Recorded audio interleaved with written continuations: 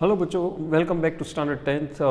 Question number 1 का video भेजने के बाद 6.4 एक्सरसाइज का एक और सम था क्वेश्चन नंबर 8 जो हमारे रिड्यूस पोर्शन में है, उसका भी वीडियो आज ही भेज रहा हूँ।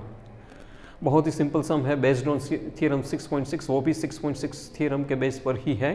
क्वेश्चन नंबर 8 में हमें पूछा गया है कि दो ट्राइंगल दिए हैं, दोनों इक्विलेटरल ट्राइंगल है ABC एंड BDE। तो उसने ये पूछा है कि अगर दो इक्विलेटरल ट्राइंगल है और मिड पॉइंट दिया है D ABC में, BC के बीच में मिड पॉइंट है, तो उसने ये पूछा है कि रेशियो ऑफ द एरियाज, दोनों ट्राइंगल के एरिया का रेशियो क्या होना चाहिए। Remember they are asking not area but the ratio of the area. और उस क्वेश्चन नंबर 8 आप टेक्स्ट बुक को खुला रखना, उसमें 4 ऑप्शन भी दिए हैं और उस 4 ऑप्शन में से हमें एक ऑप्शन सिलेक्ट करना है। तो बच्चों हम देखते हैं कि कौन सा ऑप्शन सही है। आप जब भी ये वीडियो देखें तो ओपन रखना बुक को, question number 8 6.4 exercise chapter 6 triangles का, ठीक है। अब देखो, जैसे कि दो ट्राइंगल मैंने यहाँ ड्रॉ कर दिए ताकि आपको समझ में आए, ABC और BDE।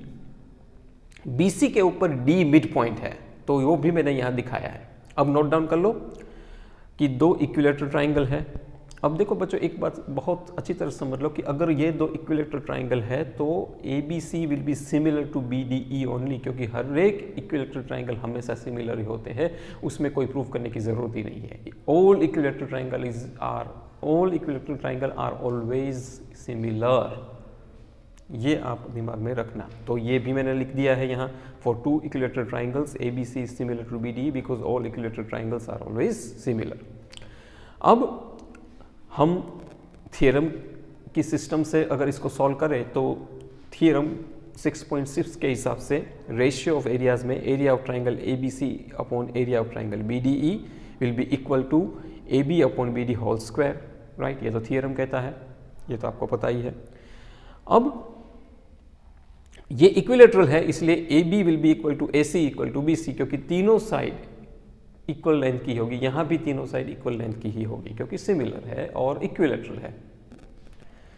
अब D मिड पॉइंट है BC का, तो मैं ये कह सकता हूं कि BD जो है वो हाफ ऑफ BC है क्योंकि D मिड पॉइंट है, BD है वो इनका आधा होगा क्योंकि ये मिड पॉइंट पर है, वो मैंने यहां लिख दिया।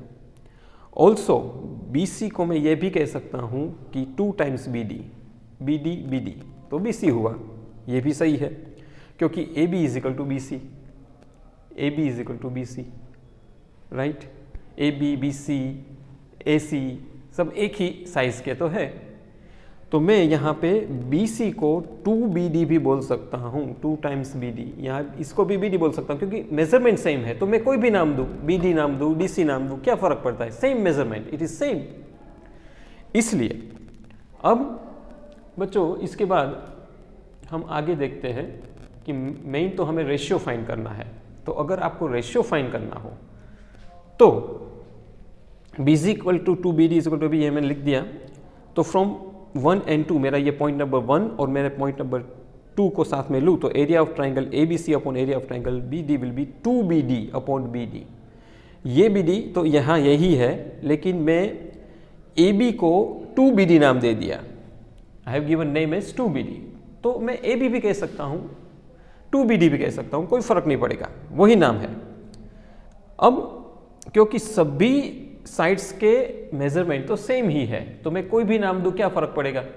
इसलिए अब BD उड़ गया तो BD 1 जा BD हुआ, तो यहाँ नीचे 1 आया, 2 का 2 रहा, इसका स्क्वायर 2 स्क्वायर, 1 का 1 square, 2 square is 4, 1 is 1, 1 square is 1। तो area of triangle ABC is to area of triangle BD is 4:1। तो अल्टीमेटली द रेशियो इज 4:1 बच्चों। तो इस तरह से ये रेशियो मुझे मिल गया 4:1। तो इस तरह से हम कोई भी सिमिलर ट्राइंगल के रेशियो फाइंड करना हो, एरिया ऑफ रेशियो फाइंड करना हो या साइड्स के रेशियो फाइंड करना हो, तो इस टेक्निक से हम फाइंड कर सकते हैं। In short you should be very much clear with the theorem 6.6। तो इसके साथ बच्चों 6.4 एक्सरसाइज भी पूरी हो गई हमारी, और एक लास्ट थियरम हमें पाइथागोरस थियरम पर जो कुछ एक थियरम है वो समझना है और एग्जाम्पल समझना है। इसके साथ ये चैप्टर पूरा हो जाएगा। और आज की टेस्ट आपको मैंने भेजी है, अच्छी तरह से सॉल्व करना। Best of luck for that and thank you for listening me this video. कोई भी डाउट हो तो मुझे ज़रूर बताना। ये नोटबुक में मैं होमवर्क दे रहा हूँ, वो ले लेना और ऐसे सम्स ज़रूर करते रहना, प्रैक्टिस ज़रूर करते रहना। Thank you very much once again.